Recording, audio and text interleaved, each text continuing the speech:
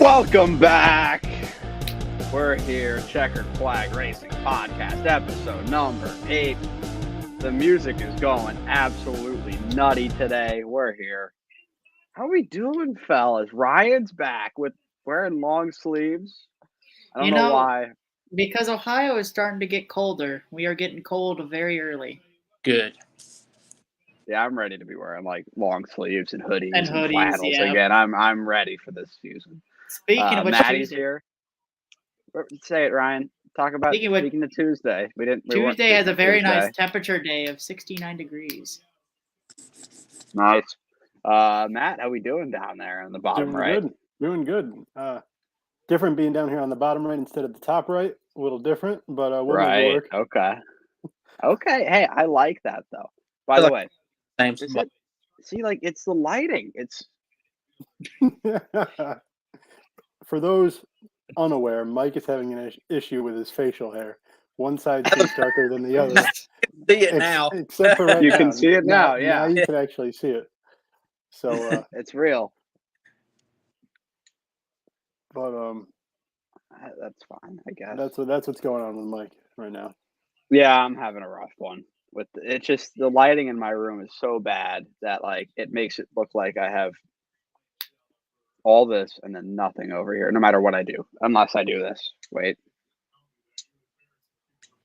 Yeah, unless I do that. And we're going to do a little spooky podcast tonight. Okay. We're going to spook you. We're going to scare you. But ooga. Ooga, mooga. Hey. All right, this is fine, I guess. All right, so, Tegan, how are you? I didn't talk to you yet, Mr. New York man in the bottom left corner. I'm good, I guess. Where's the enthusiasm? Same shit, different day. JB. Hi, JB. Mike found out a fun fact about JB. While he's working out. Yeah, he's named after Dale Jarrett. Isn't that awesome? I had no idea. I never heard him call himself Jarrett. And then he goes, come on, Jarrett. And I'm like, are you named after Dale Jarrett? And he goes, yeah. And I'm like, wow. Proud about that. Yeah, he doesn't really seem very excited. Of all the Dales, they named me after Dale Jarrett. Hey, I think Dale Jarrett's criminally underrated all time, though. Yeah. You're not a Dale Jarrett fan? Oh, I am. Dale Jarrett's a great guy. He is Hall of Fame worthy, but I don't know about underrated. I think he was. I'd say he's underrated. I say he's underappreciated. Yeah, he definitely is underappreciated for sure. Can anybody hear Mr. Dingaling driving by my house right now? I don't know if that was audible, but he just drove by and I almost just ditched the podcast to go get like one of those SpongeBob bars. Anyway, interesting start tonight. How about Kansas? Wild race, I'd say, right? I mean, that was absolutely insane. Bubba Wallace gets his second career win, and after the race gives a little shush. And I think it's rightfully so. There's a lot of haters out there. Bubba Wallace, no questions about this win, at least, don't talk to the conspiracy theorists on Facebook, but an unquestioned win, a great performance by Bubba Wallace. What are our thoughts on Bubba Wallace getting his second career win and being the second driver out of the two races in the playoffs to win that is a non-playoff driver? I definitely like seeing it for Bubba just because he's one of my more favorite drivers to follow. And then, like you said, you don't have it on this one's not on a super speedway. It's not coming from a rain delay. So there's really nothing you can say. As soon as he had the lead, he just didn't give it up. Right. So it showed how good he was at this track. Kurt was good here as well. So it's definitely something with the 23-11 team at this racetrack. They found something. So definitely good to see for Bubba. I really think it was the Toyotas in general. They were fast in the spring, and they were fast again here. Tegan, what are your thoughts on Bubba picking up the win? It was set up. No, I'm joking. It was going to happen eventually. I mean, he was too good at Michigan. He seems to really like the tracks that take a lot of speed and a little throttle time off. So it was just a matter of time and when. I kind of like seeing him play with the people. It's time for Bubba to kind of start being a shit poster, in my opinion. Yeah, exactly. Facebook, getting these little NASCAR groups under his name, and just be like, just play along. I think that's the best way you get the fans, or not the fans, but to get the people to shut up, is to play into their little conspiracy theories, their little tin hat deals, whatever they want to call it. It's just, it was going to happen, and he's probably going to get some more. So it's just when he's calm, it's when he's usually really, really good. So now that he's got this one that's not a plate, not under a rain delay, he's probably going to be a little bit better at controlling his emotions and shit like that. So yeah, but you could tell throughout the end of the race, he was really, really calm and collected. It was impressive for a guy that really hasn't been in that situation before in the Cup Series. Really He was mow him down, because Bell was kind of mowing him down before they pitted, and it seemed like they gave him the right adjustment, or maybe Bell got the wrong adjustment, and he did a really good job of keeping the pace, as Dale Jr. would say. I'll tell you what, I think they did that on purpose. They messed up Bell's car so Bubba could win, and they put Denny out in back of him so he wasn't going to pass him. Seriously, that's what people said. Like, Denny Hamlin was not like, he was like, oh, Denny wasn't going to pass Bubba. Well, he wasn't, because he was 2 seconds back at the end of the race. Like, that wasn't going to happen. They'll find a way to say anything. But Ryan, welcome back to the pod. As I said earlier, Bubba Wallace winning. What are your thoughts? I didn't watch too much of the race, or All hardly at all. But it's nice to see Bubba get his win. It was very nice to see him to get the win. Michigan, he had probably one of the best cars out there, and then the battle with Logano possibly could have screwed him out of a win there. But for him to get a Kansas win, and for 23XI to sweep the Kansas races, by the way, is a very nice thing to see. And to see him just try to shush the crowd and telling the haters to shut up is well overdue, because he's been very, very consistent lately, and the win was coming sooner rather than later. Definitely, I agree. Let's talk about a guy. This guy's making me feel proud and making me feel smart a little bit. If there's a guy that I put stock into, I'd say maybe like 2 or 3 months ago, and everybody was like, whoa, I don't know about that one. But hey, I told you. Who did I tell you was going to be the best JGR car in the playoffs? Bell. Yeah, there's one guy locked into the next round this week. So there's 15 guys still fighting to make it to the next round, and there's one guy that's in on points, Christopher Bell. What do we think about Christopher Bell's performance in this first round? I really look at it as him just keeping his nose clean and running probably where he should. I think was he top 5 at Darlington? I think so. Yeah. And then he finished 3rd, I believe, here at Kansas. So what do you think about Christopher Bell's round 1 performance so far? Because personally, I think he's kind of just been the sneaky best JGR driver this year. And I think, as we saw a couple weeks ago when we did our Final Four predictions, I think he's going to make the Final Four. So what do we think? What do we think about Christopher Bell? Okay, so I don't know about being the best car at Joe Gibbs. I think it's a toss-up between him and Denny. Denny's issue is his pit crew. It's not even him anymore. It's mostly his pit crew that are making the mistakes on pit road. And granted, a lot of people made the mistake at Kansas. I mean, we had 3 playoff drivers have pit road. What do they call it? Their equipment interference. Equipment interference. Yeah. So I mean, it's the pit crews that are doing it now. So I still put Denny right there with Bell, if not a little bit higher, because I think Denny's got the speed. He just doesn't have the pit crew. Pit crew is kind of a hindrance to him right now. But Bell is just, he keeps the nose clean. He can point his way right into the Final Four. With the way the chase is, the playoff started this year with Chase Elliott being the only one that really had a lot of playoff points, and where he's kind of fell off the last 2 weeks with points wise, it's really not that hard to just point your way through the whole damn thing right now, unless somebody starts winning races here early and building some more playoff points to go against Chase, or if it's even Chase doing it, you can easily point your way right to the Final Four. It's not going to be hard. I mean, look at Harvick. He's had 2 bad races, and he's still a negative 35. A year ago, you'd be negative 60 or 70 with the 2 results he's had the last 2 weeks. So it just shows you that there wasn't a lot of drivers with a lot of playoff points. It kept everything close. Yeah, it's Matt, you got something to say down there? It's definitely been good seeing what Christopher Bell can do.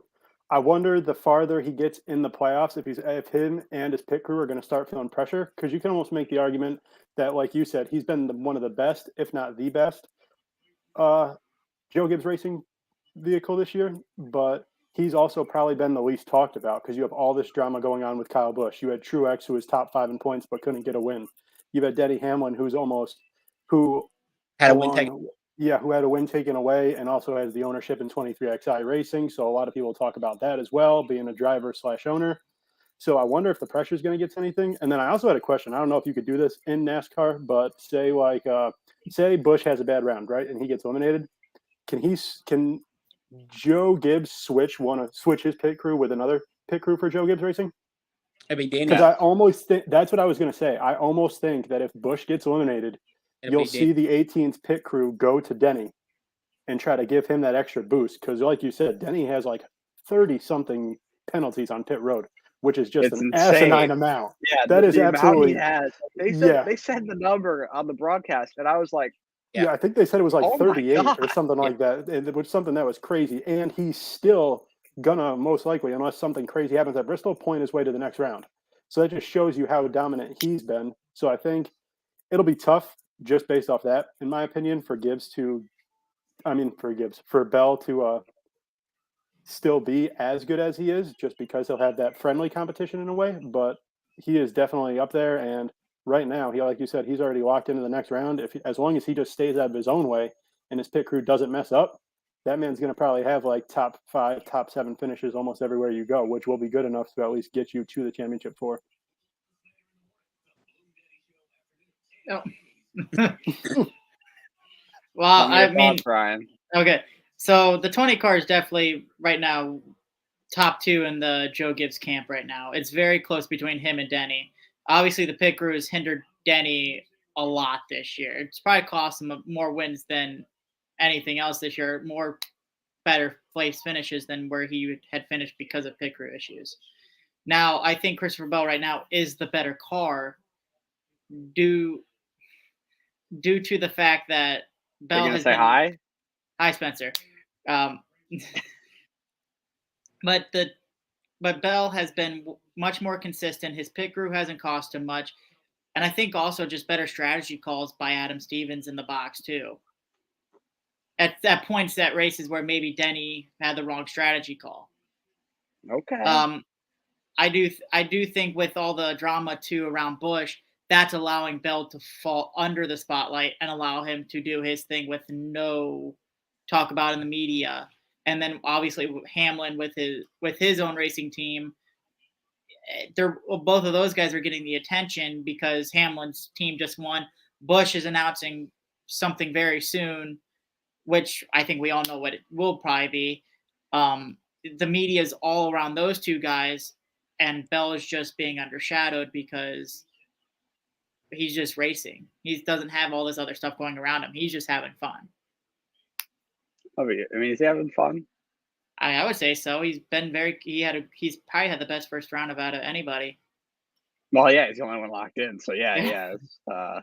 We got our Booger McFarland on the podcast here. That was a good one, Ryan. And Spencer, he's announcing this in the chat. I'm watching FS1 Greatest Races at Bristol from March 25th, 2007. Spencer throwing it back to the first ever COT race, a little Kyle Busch victory. And that's how we're going to segue into our next topic of conversation. Kyle Busch. It's not been officially announced yet. There's an announcement tomorrow at, I believe, 10:30 a.m. Jordan Bianchi of The Athletic, who is a very reputable reporter, and if he says something, I would tend to believe it, says that Kyle Busch will be joining Richard Childress Racing for 2023. Now, I say this phrase about every episode of the podcast, but if you told me that Kyle Busch and Brian is absolutely obliterating that Pepsi right there, let's go, dude. Let's go, baby. Not sponsored by Pepsi. Gordon but was, though. He was GOAT. If you were telling me at the beginning of the season that Kyle Busch would be leaving JGR for Richard Childress Racing, if you told me that however many months ago, what month are we in? September? If you told me that in February or January, I'd have been like, was there another global pandemic? Did something happen? Is everybody okay? I don't. It would have surprised me, but Kyle Busch, I'm just going to say it. Anybody that doesn't think he's joining RCR is an absolute buffoon. Kyle Busch is joining Richard Childress Racing in 2023. You heard it here first. You heard it here first. Yeah. What do we think? It's on what number he's going to be in instead of what team he's going to at this point. So, yeah. So, Tyler Reddick, actually, before I talk about Tyler Reddick, what do you guys think about Kyle Busch on the RCR? Do you think it's a good move or a bad move? Personally, I think it's a good move for RCR because you're getting Kyle Busch. I mean, that's a great move, I think. Is it a good move for Kyle Busch? Don't know. I'm kind of on the fence about it because I do think Tyler Reddick has been teetering on a championship level car this season, maybe close. I don't think he's there, but he's in the tier just below, I think, the championship level cars this year. And I think we all know Austin Dillon stinks. So yeah. I think it's a fine move for Kyle Busch given the circumstances. I think I still think Colleague could have been a good move for him because then he could have gotten ownership stakes in that, which we don't know if he's not gonna. That could happen in RCR as well. We don't know that yet. But I think Colleague might have more room to grow than RCR. But that's just my opinion. Is Stewart-Haas? I mean, they're I'd say a higher priority for their manufacturer than RCR is, and even 2311. And the thing about the Stewart-Haas thing is they got one Ford car all together in the National Series or Xfinity Series. He could have had 3 or 4 cars in the Xfinity Series if Stewart-Haas would have been able to grab them. So yeah, that would have been awesome to see. I just thought of that actually. I ain't actually thought of that now about Ford not having literally no cars in the Xfinity Series for development drivers. So that's another loss on Stewart in my opinion. So can't believe Stewart let that one go away again. You decided to stick with Custer, who sucks. I don't think that's it. We ain't heard that Custer's been renewed yet. I think they tried. I think they went with got a sponsor. They wanted Kyle Busch. Apparently, they couldn't find a sponsor, and Richard Childress can. So yeah, but it's very weird. It is if it's not Kyle Busch, it's Custer. So he'll be back there next year, I think, right? Oh, for sure now. Sadly. Around it. Which really, it's just it kind of stinks because I like Ryan Preece a lot, and I think that's a guy that is way more deserving of that spot. I might even argue Riley Herbst, but I guess Cole Custer was better than Riley Herbst was in the Xfinity Series. But I mean, Cole Custer, I don't think there's been a positive statement about Cole Custer on this podcast before. But let's go around the horn here. Good move, bad move, Kyle Busch, RCR. What are we thinking? We'll just talk about both sides. We'll go Ryan, Tegan, then Matt. Okay. For RCR and Chevy, it's a fantastic move because you're also getting KBM out of this deal. Right, and I don't mean to interject immediately, but especially when it's starting to seem like GMS is decreasing their presence in the truck series. Now you get you get a bigger prolific team, which is another thing where Stewart missed out. There's no Fords really in trucks or any real top Fords. It's mainly Toyotas down there right now. So for Chevy to be able to get KBM and for RCR to have that developmental down there is huge because that opens the door back up for maybe because they don't have an Xfinity Series. They have a small Xfinity Series program if they have one. Who? RCR. They got 2 cars. I mean, so that can help them expand a little bit more with Kyle Busch. I don't think they'd want to expand, but I think they're happy because they were only 1 car. Yeah, I think it's a good move for RCR because you're getting a top driver. Now for Kyle Busch, it's a wait and see how he performs there. Who's going to be his crew chief? Will he get along with his crew chief? Because at JGR, remember, he had a tough time sometimes getting along with his crew chiefs. Dave Rogers is a good example. Just say all of them. All of them. I don't think he got along with any of them. Yeah. No, he only got along with Adam Stevens. I don't think he got him too well either. Well, he won 2 championships then, so somehow they worked out their differences until 2020 is when they switched. Or whenever Christopher Bell came in. I think it was in the 2021. Okay, so 2021 is when that switched. So it's a good move for RCR, but you better find the right crew chief for him. So it's a tough move but I think it's a wait and see for Busch's end. Tegan, you're up there, champ. I mean, it's not a bad move for Richard Childress. Obviously, he's getting a top talent driver, probably one of the top free agents we've seen in a long time. Kyle Busch, I don't know. It's wait and see. It's just Kyle Busch is struggling with his car. I don't see how it gets any better if him going to RCR unless he just pumps money into it himself. Unless Chevy's decided to pump money into it, and we know they're not going to do that. Not compared to Hendrick.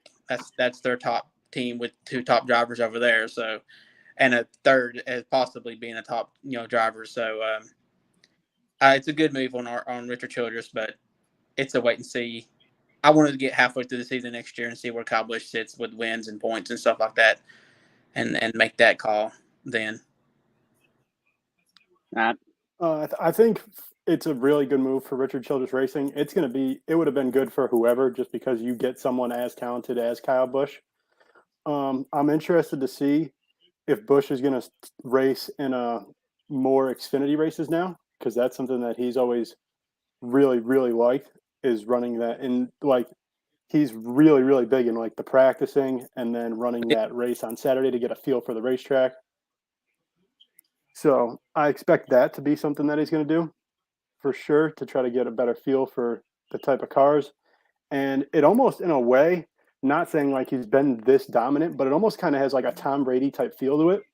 Like, and I say that from the perspective of like, he's been so good in that 18, where people might be questioning like, hey, is he really that good, or is it the 18 overall that's just really that good? So now you can kind of go to like a lower level team, get some ownership in that, and prove people that you're the real deal. I'm not comparing him to Tom Brady like championship wise or anything like that. I just think it has kind of like that same feel, because people thought it was Belichick, and then this guy goes to Tampa, wins a Super Bowl instantly. I'm not saying Busch is going to win a championship instantly, but if you get an RCR car into the playoffs, now it might be 2, because maybe Austin Dillon locks himself into one next year as well.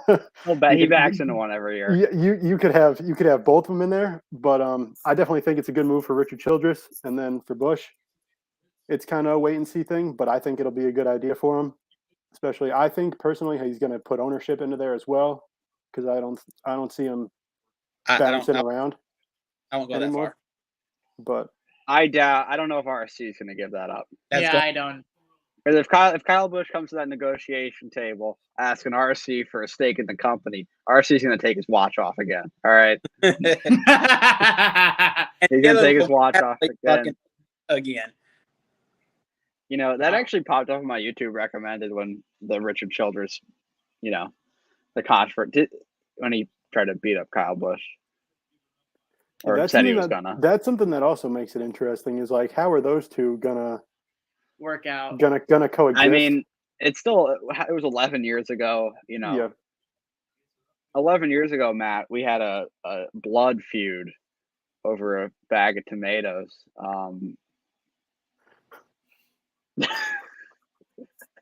Okay. I was only 8, Matt. Yeah. I was only 8, and you stole my tomatoes. I'm sorry. Jesus. I have something to add too. When was the last time we saw a big free agent like a Kyle Busch, like that big of a name? When was the last time we saw this? It's been. Yeah, I was gonna say Dale Jr. would be the biggest one. Landon Castle to the 34.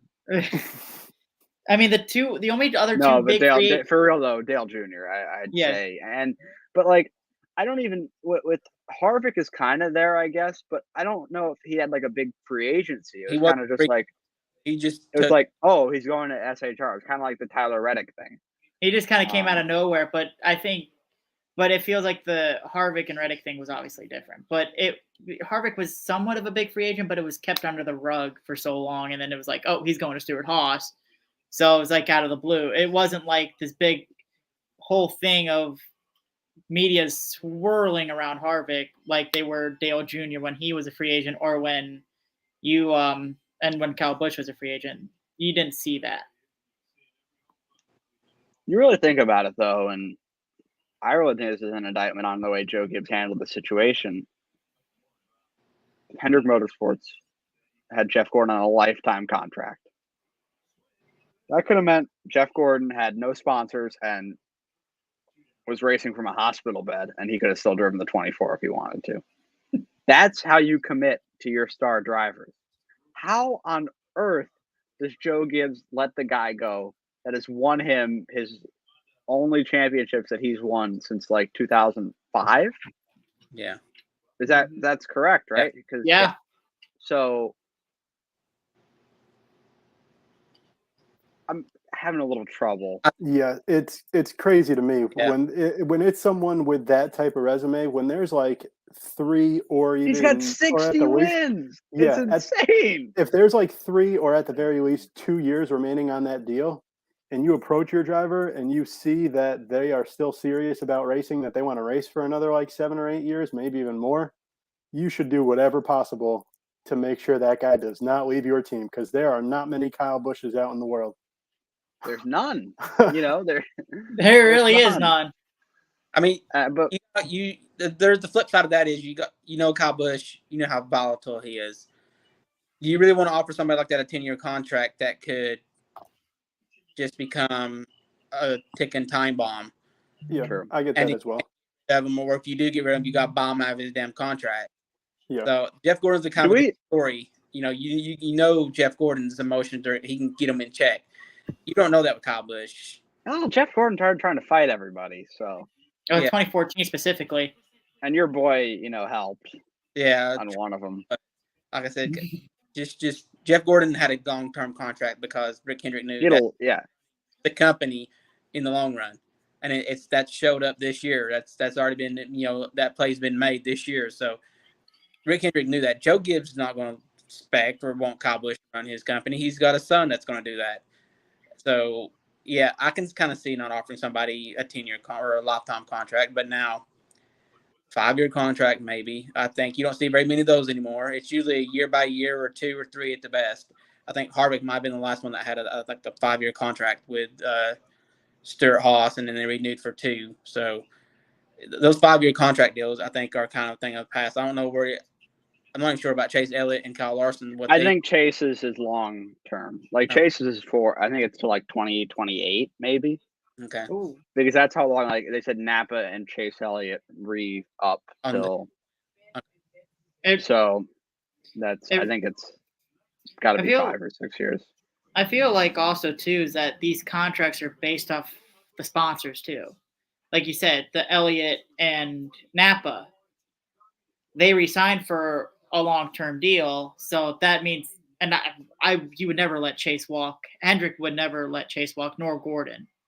If you let Chase walk, you're basically fumbling the bag, just like Joe Gibbs did with Kyle Busch, because he was. Let's not talk about Chase leaving Hendrick ever, because that would break my heart. Like it will never happen. Then that would mean like my 2 favorite drivers would be like going like this, and I'd be like, where do I go? Do I stick with Hendrick or do I go with Chase? I'd probably go with Chase, but it would also never. be a Hendrick I would fan. never see Chase. Spot. Would never see Chase leaving the Hendrick. No, I don't think so. I don't think so, because Rick funded his like junior career. Like when Bill Elliott was like, we can't afford to keep putting you in these races. Rick said, I'll take him. And so I think that, Chase kind of feels like a certain type of, He was kind of born and bred. I mean, he was also brought up through the Hendrick Chevy crew. with Junior Motorsports also too, because he drove for Junior. Yeah, I'm talking about before that though. Yeah, but it kind of was already made that he was going to probably be a Hendrick loyalist, just like Gordon was. Ryan, you got a light in your room? I do. Give me a second. Can't see half your face there, champ. He smacked that light on. I heard like a bang. Yeah, that light's a piece of shit. There you go. I had to change my light bulb like every 3 weeks because one wants to go out. Jeez. Yeah, I got my lamp is terrible, but well, light fixture conversation. Let's stay away from that. Let's talk about watermelon. So, no, I'm just kidding. Oh yeah, we got to talk about Watermelon Man because that came up. We do got to talk about Watermelon Man, and we also got to talk about Harvick's comments about the car again. Yeah, we do. We'll get to that. We got a quick fan question though. My guy that I want so desperately to be on this podcast, JB, named after Dale Jarrett. I'm going to say that every time now. He asked, okay, speaking on contracts, do you guys believe Bowman will be able to stay at Hendrick? Ooh. If I'm going to be honest with you, it depends on Ally. If Ally says we're going to stick with him, sign this extension, we want Alex Bowman to be our driver, then yes. But if Ally says we're done, or they want a new driver, I'll be honest, I don't see Hendrick breaking the bank to keep Alex Bowman. Like I don't see, if Ally's out, then I think Rick would just try to find another guy with sponsorship or whatever. But I think that Ally will stay because it seems like Ally is pretty committed to NASCAR. So I think that Bowman would stay at Hendrick if that whenever that happens. I don't know if he'll ever sign a long-term deal. I feel like he'll be a guy that'll be at Hendrick for maybe 4 or 5 more years and then move on somewhere else. But whenever Hendrick has their next big retire, you never know because Bowman got his break with Hendrick. I don't know if anyone else would be willing to go. Somebody would sign him. I mean, Rick Ware. He'll go to like Paulig in 6 years or something. But Ryan, Tegan, you guys both had your hand raised. What do you guys think? We'll put the question back up if anybody didn't see it. It's the same lines that were, what you said. It just depends on the sponsor. Now, if the sponsor comes up and says, "Hey, we got to have a different driver," or if it gets to where he's just not winning. I mean, he's pulled off some wins and some ones that he's not backed into. He's backed into a few of them. There was a few though that he actually went out there and earned. And I thought he was going to earn one yesterday, but if he keeps doing 1 or 2 wins a year with Ally, I think Ally's fine with that. If he ever starts really, really struggling, like he can't even run top 10, top 15, and can't get points, to make playoffs, either Ally's going to step up and say something needs to change, or it may be Hendrick. Right. Because I think Ally wants to stay in the 48 car. That's yes. To be their car. That doesn't mean that it has to be their driver. Right. Ryan, you got your hand up? It's really I think it's going to be more dependent on Rick than it will Ally. Ooh. Because Rick cares about winning a lot, and he's got 2 drivers that are winning a lot. Larson and Chase have been winning a whole buttload of races for them. So if Bowman starts falling behind that, a little bit behind that pace, I could see Rick saying, "Hey, we need a better driver." He might talk to Ally, be like, "Would you be behind this guy and sponsor him, and we'll let Bowman go?" Then it could easily happen. Because Bowman, how many wins does Bowman have this year? 1. Yeah, so he's got the least amount of wins. To Byron's 2, and then Chase has 4 or 5? 4. And then Larson has 2 or 3? 2. Okay.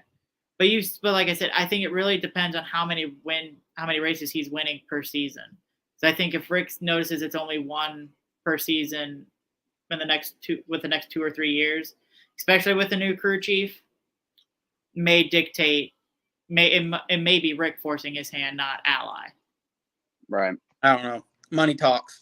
It does. If Ally says we stay, and it's pretty loud. Yeah, right now, I mean, look at Joe Gibbs. They couldn't find a sponsor for Kyle Busch. I don't think they tried hard enough, but they still couldn't find it. I think Joe Gibbs, on purpose, let Kyle Busch go out the door. So he a conspiracy theory. To bring in to have Monster. Quit trying 6 months ago or 4 months ago, whatever. He quit trying midway through this season because once they put Ty in that car at Pocono and he finished 14th or something like that, 19th. Yeah, you knew. And what Gibbs, and it makes sense. Don't put him another year behind. That's another year that these drivers are going to figure out this new car. Let them get in it now and get the time and the seat figured out even more and be ready next year. Is he still in the 23 right now? Yeah. Yeah. So as soon as Busch said he couldn't keep and nothing's been said about Busch really either. No, there's been no announcement he's leaving. There's been no announcement about Kurt, so I don't see why he doesn't take the rest of the year off. If he rest of the season off, and you may as well take the rest of the season off. Let Bubba drive for the driver or the owners championship. Let him drive his butt off for that because Bubba's on fire right now. And you're good. And let Ty get more and more experience in that car, so he's ready for that big ride, and then bring Monster over with him. I mean, that's the smart move. Just let Busch, but Kurt could take the rest of the year off, make sure that he's fully ready for the 500 next year, or maybe Busch just retires because I mean, this is a head injury that no one expected it to take this long. And a worms with Reddick and Toyota. Yeah, that's my whole thing about this that I think really hasn't been talked about is what's going to happen with Kurt Busch. We don't know because that's the thing. So say he stays retired, everything would work out better in a sense because then you can just have Reddick jump over a year early, drive that 45, Bubba stays in the 23, or they switch. But what if Kurt comes back? That 45 is going to be his. You're going to have Ty Gibbs going to the 18, unless what we're saying is that Busch is going to RCR, unless he gets a I'm missing the word here. Unless he gets a charter, you're going to be Tyler Reddick's going to be out of a car. There's not going to be. Okay. So listen to this for a second, and I've said, we only had 36 cars this last week in a 40-car field. Charters don't mean shit right now. It's just guaranteed money. Kyle Busch could go next year without a fucking charter and still make these races. But RCR would not do that. Too big of a team. They're not going to put an unchartered car out there because then they're just going to bleed money. That's too much money. You have to have a charter in NASCAR if you want, because it's as much as we, don't talk about it, it's a business, and a team is not going to willingly just take a loss. No way. I don't care. They're not, because why do you think Denny Hamlin so feverishly was looking for a charter last year for Kurt Busch? He said, if worse comes to worse, we'll race him as an open car. But they were working like crazy to get the charters. They almost bought the front row motorsports almost without a NASCAR last year with how big the charter market was. So, yeah, it'll be interesting. But there's a comment that came out earlier today that kind of ties this all together, and then we'll get back to Kurt Busch in a minute. Tyler Reddick said, I believe, on Danielle Trotta's Sirius XM NASCAR radio show, Tyler Reddick said that he's going to be in, as far as what Richard Childress Racing has told him, he is there next year. He has been told nothing to the contrary. So you have to assume that RCR, who will be signing Kyle Busch, as I said, don't tell me that they're not, because they are. He's not retiring. He's not going somewhere else. He's going to Richard Childress Racing. He's joining F1. That's what it's going to be. Does he have enough Super Points license right there? He doesn't actually, but I think Truex. I believe only two NASCAR drivers do. I think it's Truex and Logano, which is strange. Logano's the strange one. Truex doesn't surprise me as much. But anyway, so he's going to RCR, and I think they're getting a third charter. And I think the third charter comes from Rick Ware Racing. So Kyle Busch gets to put Rowdy in that number 51 car, just like it was in good old days of Thunder. That's what I think's happening. And I'm here for it. I think it's a good move. You get one of the Rick Ware cars off the track. You get a third RCR car. You get Kyle Busch in that car. And I think Richard Childress, he couldn't pass up the opportunity to get Kyle Busch. But he also likes what he has in the Xfinity Series. I think he wants one of Austin Hill or Sheldon Creed to be on his team. And I actually would lean towards Austin Hill because Richard Childress compared Austin Hill to Dale Earnhardt like a few weeks ago. That's what I said, but that's what he said. Hey, he said he was like Dale Earnhardt. So, he's pretty high on Austin Hill, apparently. I know he's an elderly fellow, but what were you saying, Tegan? I think he's been too much on his own wine. Austin Hill's got money. Let's just be honest here. He's got money. He's not bad. He ain't bad, but he's got money. Yeah. I still think he's a better driver, but that's just my opinion.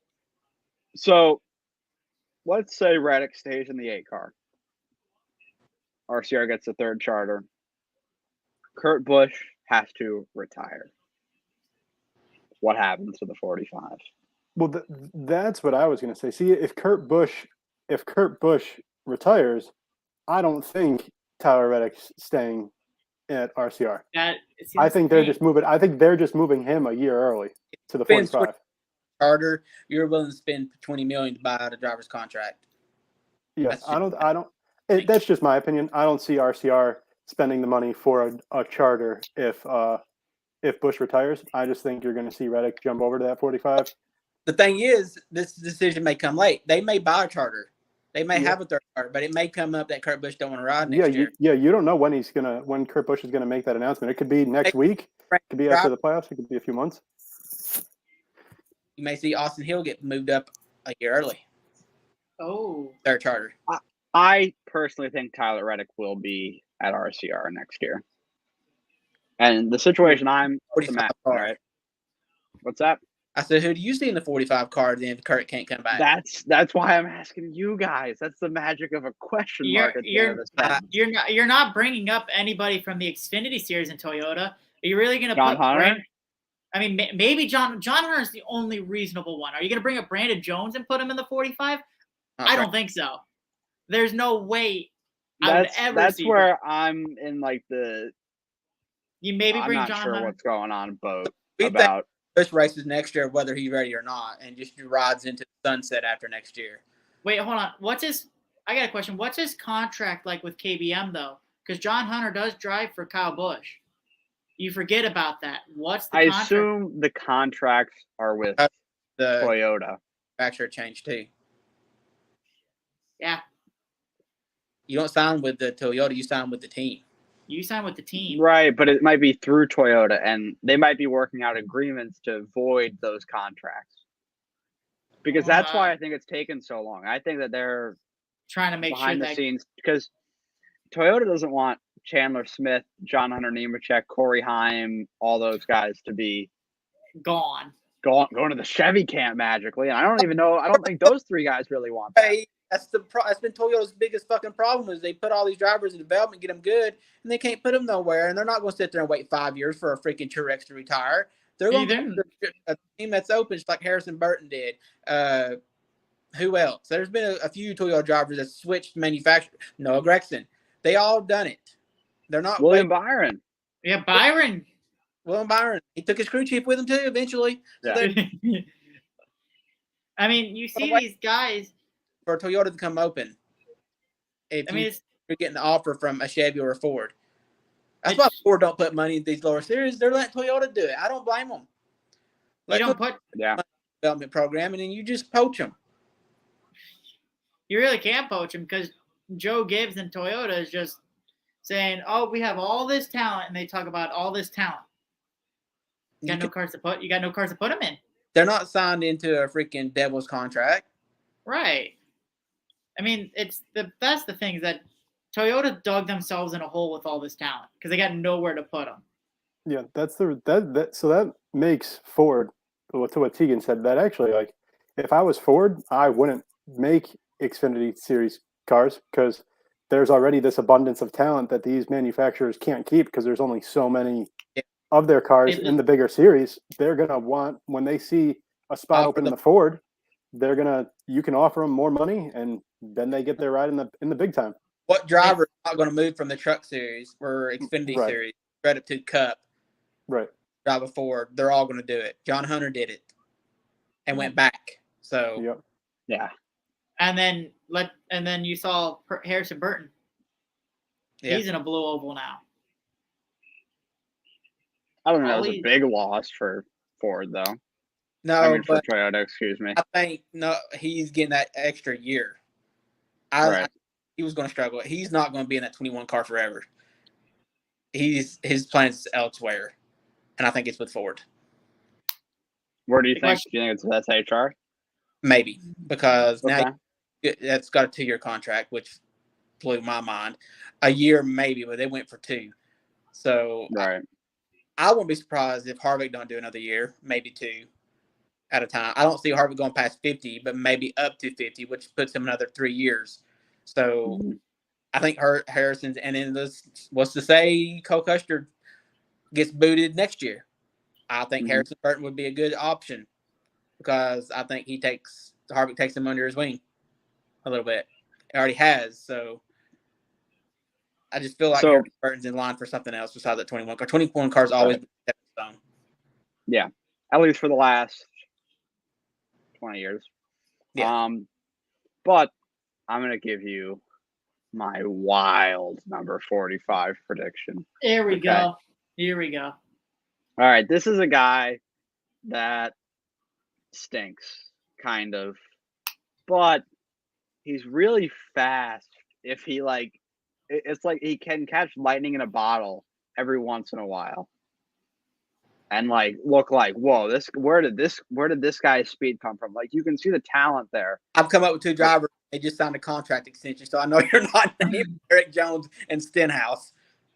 I'm talking about Ricky Stenhouse. No, he just signed. It's not. I don't care. They're gonna pay him, and Ricky Stenhouse Jr. is gonna drive the 45 next year. Baby. Why would you? I would never ever see that man drive a Toyota ever. I mean, I'm pretty sure people said he'd never drive a Chevy when he's driving for Roush. He's boys with Denny Hamlin. He's golfs with him. Yes. Him and Denny are boys. They might be talking like, hey, I can get you out of this contract. The 47, I don't think it really matters what drivers. And I think Kroger's there no matter what. So I know you're gonna buy Stenhouse's contract over Reddick. There's no fucking way. No fucking way. No way. If you can move, what if RCR doesn't want to let Reddick go? What if they're like, no, we have him for this year. Screw you. I don't see why they would do that. They could literally have their third charter paid for with the contract out, and have Kyle Busch in a car, and if they want to move somebody up, or they can hold on it for a fucking year, or fucking rent it out like they usually do. They can rent the son of a bitch back out to Rick Ware for all they give a shit and make money off of it. Ryan, what the hell are you doing? For RCR to buy a charter off of Rick Ware, and then if for some reason they have to sell the contract to Denny Hamlin for the same price they paid for that charter, it's break even, and then they can rent it out to God knows who. I will say, do you think one of these really good Xfinity drivers who are in a Chevy would want to jump out to that Toyota in the 45? I really think. Who are these really good? Who are you saying here? I should just say good, but I think you could see, because Noah's in the 9, right? But Noah's already locked. But he's already signed. He's locked with Petty GMS. I didn't know that. You think someone like Allgaier or something like that's going to jump into the 45? Hell no. Xfinity driver, just like Johnny Sauter, is barely a lifetime Truck Series driver, and Matt Crafton. Allgaier will finish his career in the Xfinity Series. Yeah, I was really going with Noah, but I didn't know Noah was locked into the 42. Yeah. So, and Sam Mayer and Josh Berry ain't going either. So come on. Josh Berry's got to go. That man's the second coming of Jesus. Yeah, that's the first coming of Jesus. So, yeah, that ain't happening. You're the second coming. Yeah. How about Michael McDowell, maybe? Nope. Michael McDowell, Why? 34 car from here on out until he retires. Too loyal. But to if the Michael 34. McDowell, if that's an option, if you're Oh, if 2311, I'm right? Yeah, if I'm Michael McDowell and they give me that option, I am absolutely I'd take it, taking but that. I don't think he gets the option. There's no way. Yeah, but who else is going to get that option? Because, like, if Kurt retires, because I think Kurt retiring or not is going to be like an 11th hour decision, and Denny Hamlin is planning for next season as Kurt Busch is going to be there. So, who's out there? I mean, that's why I came Austin up with Hill. Stenhouse.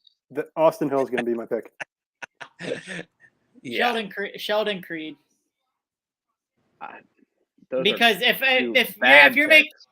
you're making, I don't think that's who it should be, but I think that might be like who makes the most sense for the situation that we're in right now. Because you've got Noah. Deegan thought your pick was so bad, he just walked away.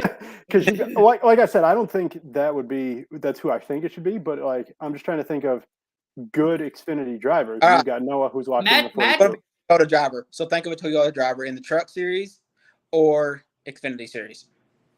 If Kyle Busch can't keep his truck driver because they're tied to Toyota, and if Kurt Busch can't come up, do you think they put him into that car for a year and see how they do? I think they put as like a group. I don't think that car runs with part-time drivers. I think it deserves a full-time driver. I say if it's anybody, it's John Hunter Nemechek out of those group of people. Yeah. That's the only way John Hunter Nemechek goes to the Cup Series if Kurt Busch retires and Toyota has basically the lien on his contract with Kyle Busch, and they get out of it, and it's Kurt not coming back, and then it's John Hunter, and then it's the game changer. John Hunter Nemechek may actually prove something for once. That's what I'm saying. Is like I think he did pretty well in the 38, and I think that this is like, all right, John Hunter, this is your chance. Tyler Reddick is going to be here next year. The one that took the step back to go back down. Right, so that he could be in this position because didn't he make the decision after 2311 was formed? I'm pretty sure, yes. So that's what I think he looked at as like, okay. Car for last year too.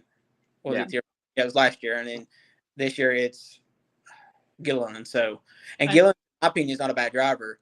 He's just going to have to do.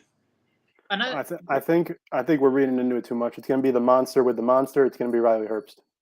No. I'm just kidding. Yeah, no. My man Sal Zavala 889 agrees with me. It would make sense because Hunter it's like Hunter you put him in like you put him in that car for a year and just say, go, see what you can do. Force our hand. Make us buy a third charter for Reddick. That's what I think they should do. They should go into the season saying, all right, John Hunter. Way. Yeah, but maybe they will. I'll have my third driver ready to go. Yeah, if you go John Hunter's the easy choice. But I think Matt with saying Austin Hill, even though it's a complete wing it kind of has the sense there because Austin Hill, before he went to Xfinity Series, what was he driving? A Ford. A Toyota. He was in a Toyota. He wasn't going to leave RCR when RCR's got him almost a guaranteed ride coming up. Yeah. So it's John Hunter. I don't think Austin Hill is on Denny Hamlin's radar even. I'll be honest. I don't think that's even like a computing. They're in like, that's like when you get a spam risk call on your phone. It's like, Austin Hill, what are you calling me for? Get out of here. Who the hell is this? Like, decline. No way. If it's anybody, it's John Hunter Nemechek.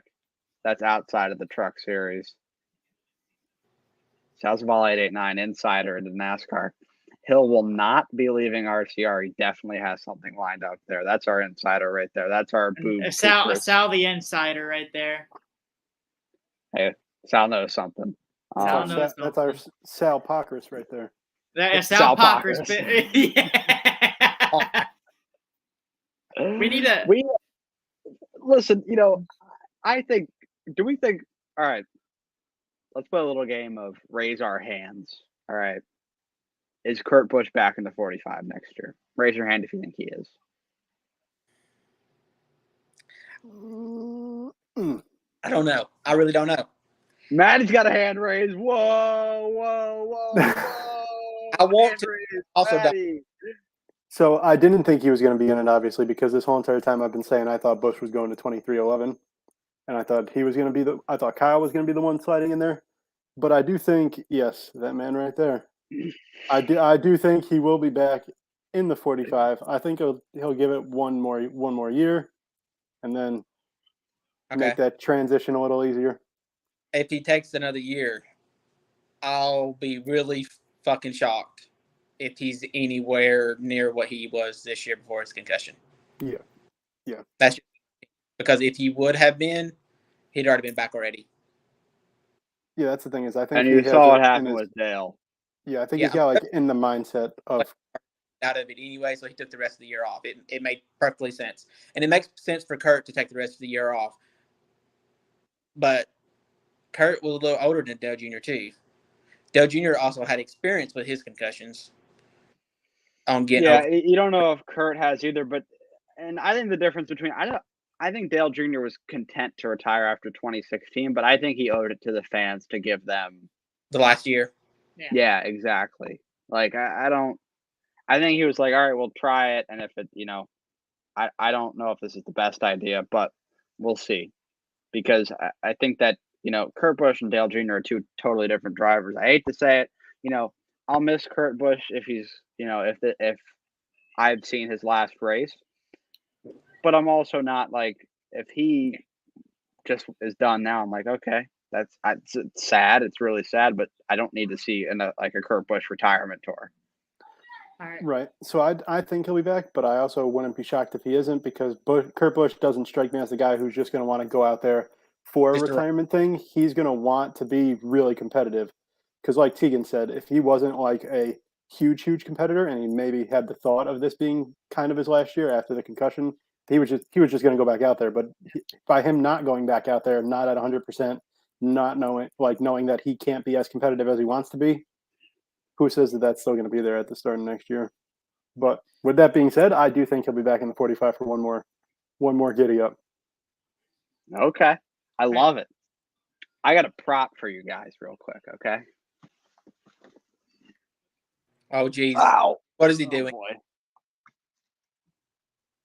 Did Ron just leave? Ryan's gone. Ryan may left. Do we have a... Ryan's gone. And now I got to adjust this because we look strange. The fuck is that? Woohoo! We know what it is with it. Did you pull it out of your ass? Yes. Or did you pull that out of my ass last night? I won the race in CFRL last night. Just the way you came out with that statement.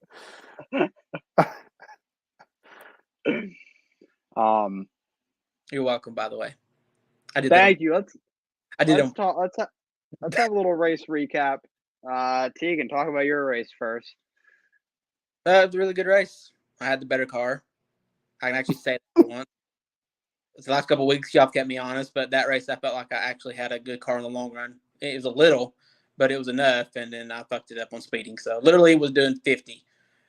49 would have been fine. 50 is a no-go. And I would have had a 4-second lead on you if I hadn't had that. So, yeah, I gave that. To be fair, it's my 1 year.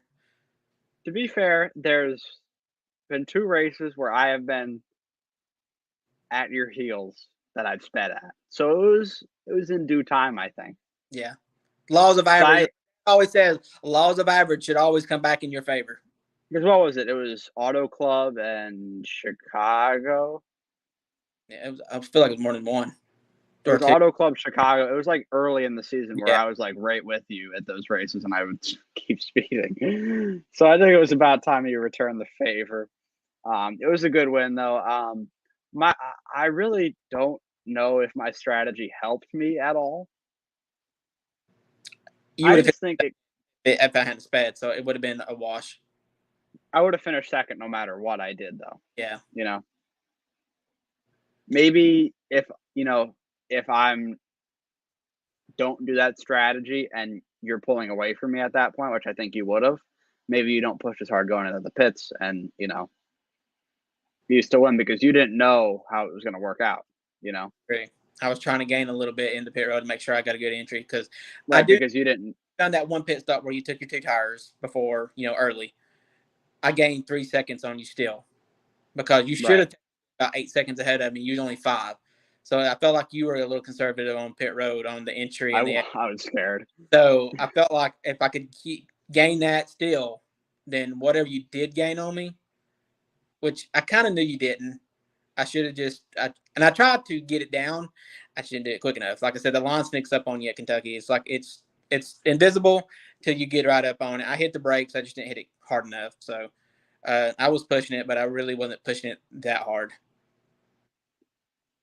My strategy was definitely interesting, though. It helped Bradley, actually, I think, more than me.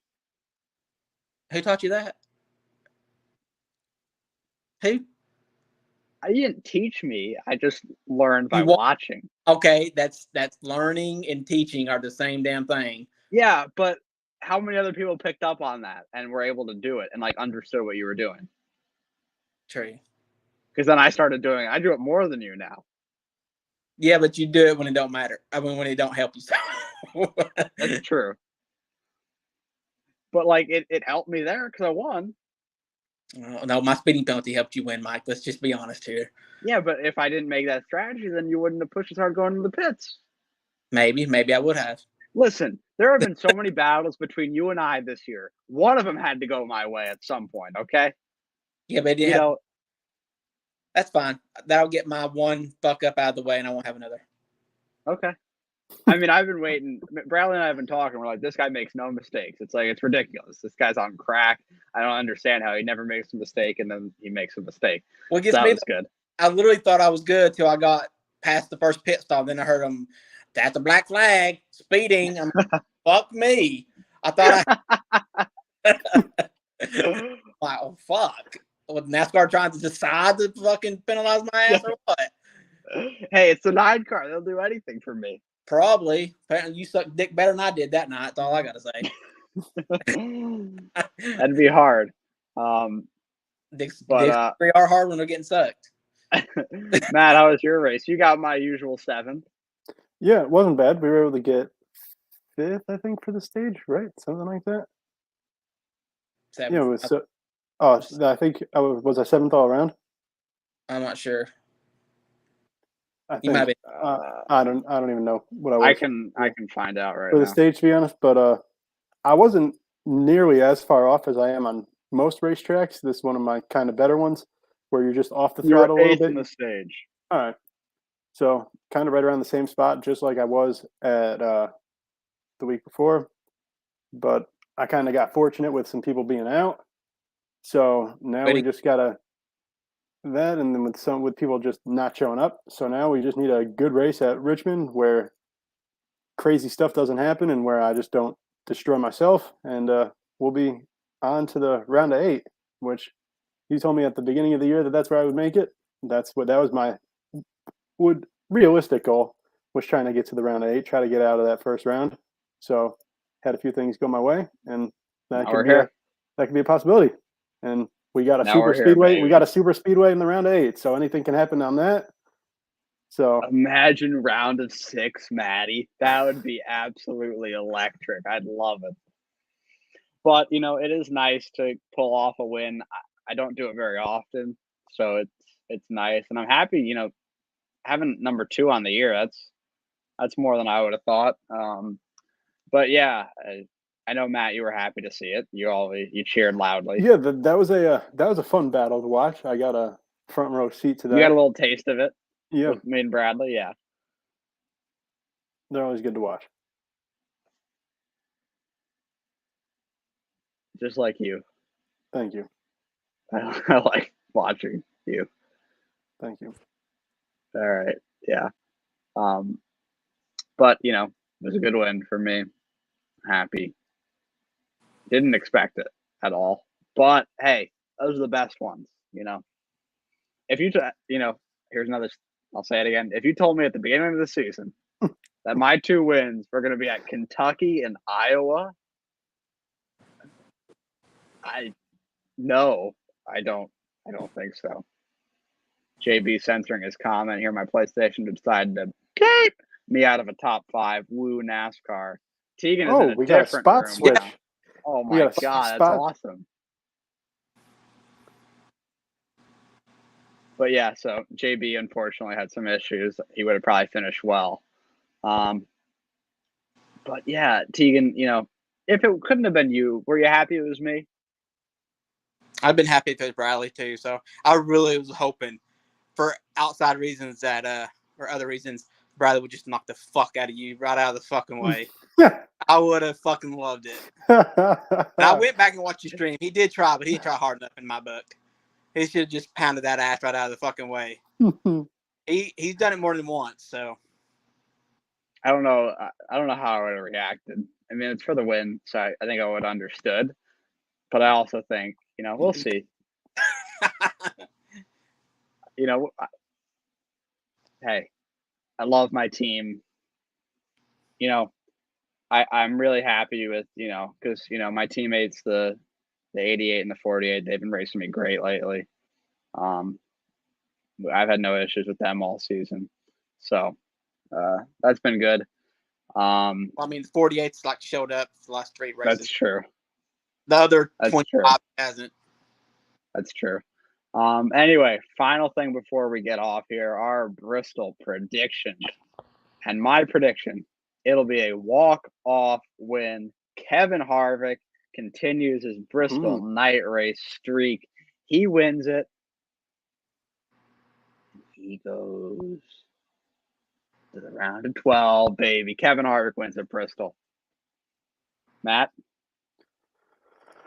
Ooh, I do think it's going to be a Ford. I don't think it's going to be Kevin Harvick. As good as he's been, I think he's going to be a top 3 car. I'm going to go kind of oddball. I think we're going to see our 19th different winner this year. I'm going to say Brad K. I'm going to say.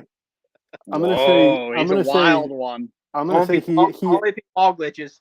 He is a wild one. He does not mind bumping people. You get a short track like this at Bristol, I definitely think it. But I also think this is the race where you see someone yeet Ross Chastain.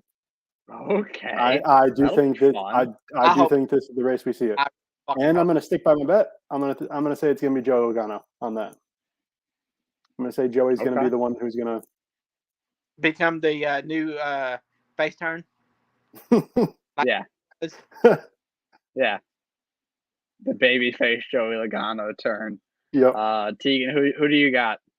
I'm hoping it's Harvick. I hate that he has to be in this position because you can only do that so many times and actually do the walk off. But I really hope it's him. The only thing that worries me is this new car has not been raced on this track yet without dirt. So it's going to have a lot of load on these tires.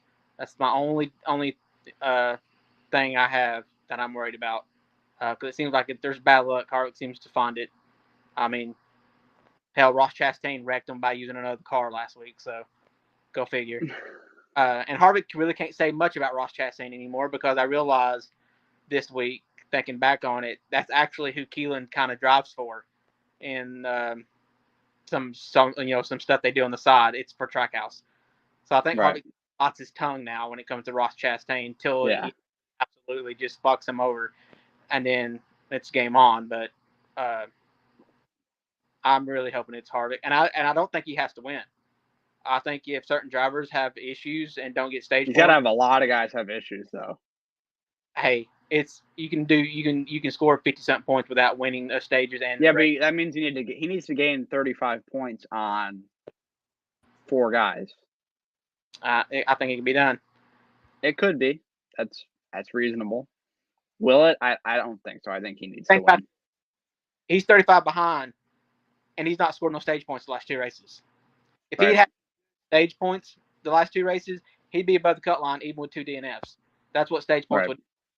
So all he's got to do is go out there and maximize his stage points close to 20 and then have some good, a good actual finish and hope that 3 or 4 guys have issues. And that's not hard to think about at Bristol. Yeah, I was going to say that's something that's definitely not hard to think about because you see it's going to get towards the end of these stages where you're going to see these guys really start pushing it. if he's one of the guys who could just stay out of those wrecks, or he's up front to where those wrecks don't affect, you better believe he's going to be staying out and not going to pit road. And try to get those stage points. I really think it could be more of a stage point type race than an actual like longer kind of race, just because it's the last race of the round, and this place is so crazy as it is. See where everybody stacks up on stage points to see if Harvick can point his way in or not. I hope he wins. I think he fucking. I think he wins. Worry about it. I think he's going to have a shot at it. Don't think that's people like Ross Chastain, who don't need a fucking win, don't need to be out there racing too damn hard because he's got some good points. But he'll go out there and do something moronic to fuck somebody else out of it. And then during his interview, be looking this way and that way. So, well, golly gee, I didn't mean to do that. Just call me Bubba. Fucking idiot. I like to just fucking take his insides and rip them out and then make him eat it. Oh my gosh. That was violent. Knock his fucking teeth in. And I'm about to team up with Kamal and go fucking do it. Me and Kamal's going to make a trip to Bristol if he gets wrecked out early because of that asshole. And we're going to be waiting on him outside the fucking track. All right, so we got Truex prediction in the chat here. I think bet the house on Kyle Busch and Ross getting involved in over 2.5 wrecks, baby. Kyle Busch win, by the way, not wrecking. That's a wild sequence of events there. So he thinks Ross Chastain is going to be in 3 wrecks. Kyle Busch winning is not out of the realm of possibility for me. I totally can imagine in my head, if he makes that tomorrow, it's weight off his shoulders. Yeah, and I can hear Rick Allen going, after announcing his future earlier this week, there's a weight off his shoulders. Kyle Busch wins at Bristol. He was looking for a job. Yeah, exactly. He was calling teams all week. All year. Yeah. Man, you were saying something though, Matt? Yeah, that I think once we hear this announcement, like I've been saying, this is the reason why I put Busch in my Final Four, was I think that once the announcement comes that he's going to be, you're just going to see him flip a switch, and this man's just going to take off like a rocket. So maybe it starts here, but he's not really in a must-win scenario, kind of like Harvick. So it might even just result in like a top 5, top 7. But even something like that, with the luck that Busch has had recently, that would seem like a win for him, and it would be enough, presumably, for him to get into that next round. All right, well, it's been real, folks. It's time to get on some night driving. It's about 8 o'clock here on the East Coast. It's a nice, cool night out here. And we're going to take you away. JB thinks Blaney's winning next week. It's been a great episode, fellas. Thank you to Ryan for joining us earlier. Thank you to you guys. We'll see you next week.